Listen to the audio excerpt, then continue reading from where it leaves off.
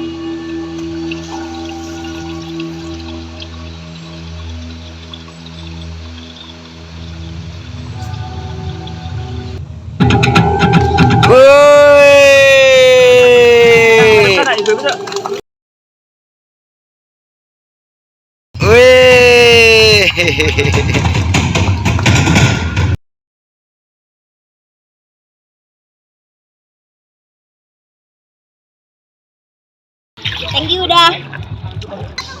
Karena ya itu tadi, kalau Rizky sih untuk workshop, ngikut-ngikut workshop ataupun apa mungkin masih sedikit, bahkan kayak pengalaman-pengalaman dalam berkarya atau mengikuti karya-karya orang itu kan emang sedikit banget. Jadi ini salah satu metode workshop yang menurut Rizky ini hal yang baru Rizky tahu gitu loh. Terus apa aja manfaatnya, rupanya bukan hanya sekedar kita melatih olah tubuh ataupun hal yang lain, tapi jauh daripada itu kayak kami diberi pemahaman-pemahaman bagaimana cara membuat struktur, struktur garapan, terus bagaimana kita harus bisa memanage orang dari jumlah grup yang banyak, tapi kita harus bisa menjadi satu kesatuan. Itu aja kali. Seru banget belajar sama Udanto karena kita nggak dapet pengalaman ini di kampus. Jadi mulai gimana kita mencari keseimbangan harus dengan